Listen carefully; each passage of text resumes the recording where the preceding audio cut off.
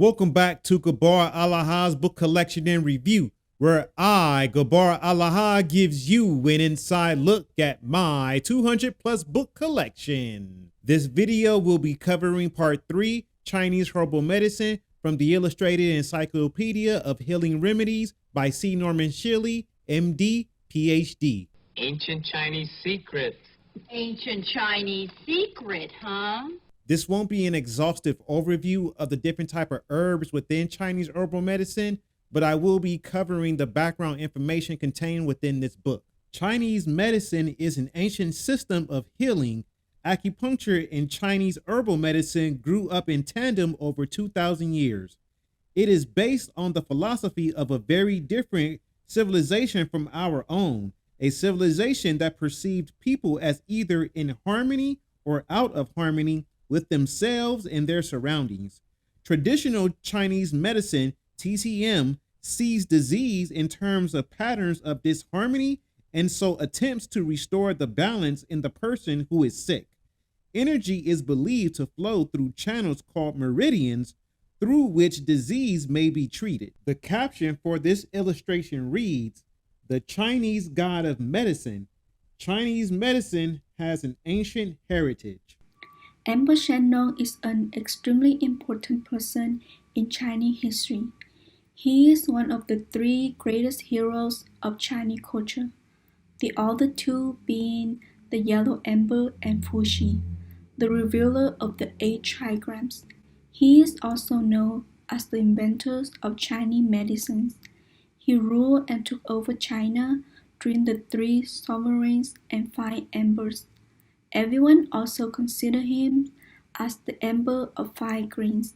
His name is very special, meaning the divine farmer, which have brought to the ancient Chinese farmers and agricultural workers. According to the legend, Shennong was born with a cow-shaped head, but the body of a man.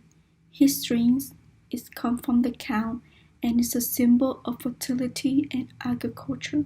Bruh.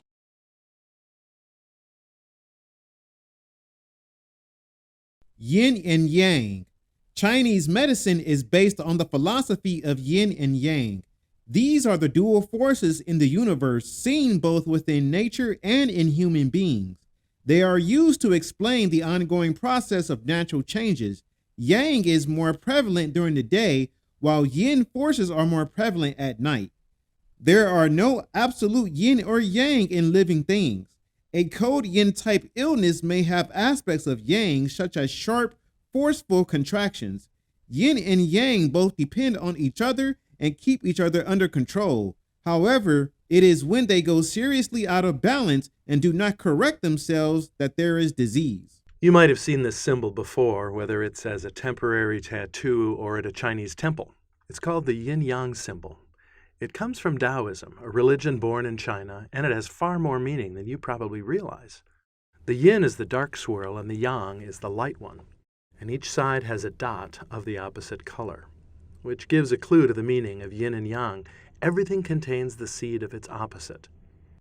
Taoism teaches that there is a power in the universe. It's higher, deeper, and truer than any other force.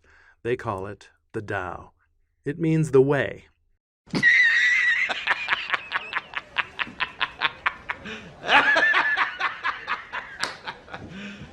You serious?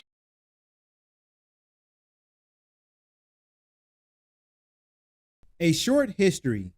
The earliest herbal formulas in China were found to have been written down in the 3rd century BCE. In fact, the main book of the theory of Chinese medicine, the Yellow Emperor's Inner Classic, was compiled in the 1st century CE and is still taught in schools of TCM. Over the centuries, leading physicians have written down both herbal and acupunctural formulas, which explains the vast bulk of Chinese medicine reference books. The Imperial Grace Formulary of the Taiping era around 985 CE, for example, contains 16,834 entries, many of which are still commonly referred to today. The early herbal formulas were very simple and elegant, while the later ones are much more complicated. Either type can be useful depending on the patient and the physician's preferred manner of working. A practitioner of TCM or someone practicing Chinese herbal medicine specifically will diagnose the patient's pattern of disharmony, find the tried and tested prescription which is closest to that patient's pattern, and add or subtract herbs to make it more suitable for that individual. Herbs are seldom used singly. They are usually combined in prescriptions containing 4 to 16 substances. The Chinese theory of life. The Chinese believe that every living thing is sustained by a basic life force called qi. Human beings receive their qi from a mixture of the influences of both heaven and earth.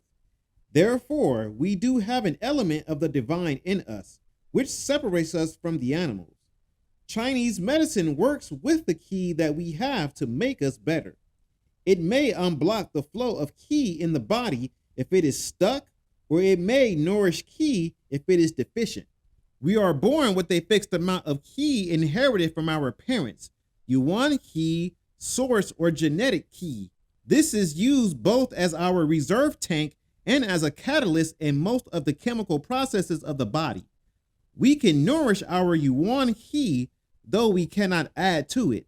We may, however, deplete it through bad living practices, long-term lack of sleep or good food, drugs, drink, or years of excessive sex. The Chinese believe that this source qi is stored in the kidneys, where its substance is called jing or essence, and its functions include the control of sexual and reproductive activity in the body. We get our day-to-day qi from the air we breathe, gong qi, and the food we eat, gu qi.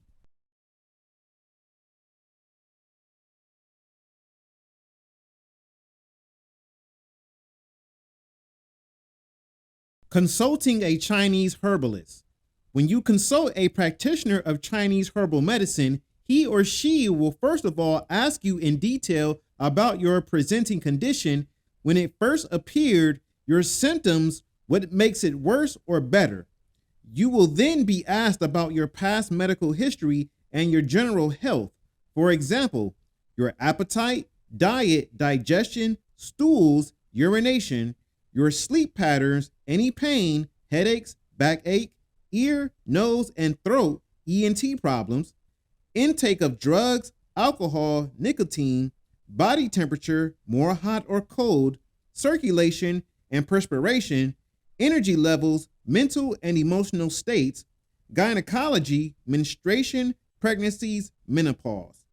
Finally, your practitioner will take both radial, wrist pulses, and look at your tongue in order to help him or her to make a diagnosis according to Chinese medicine.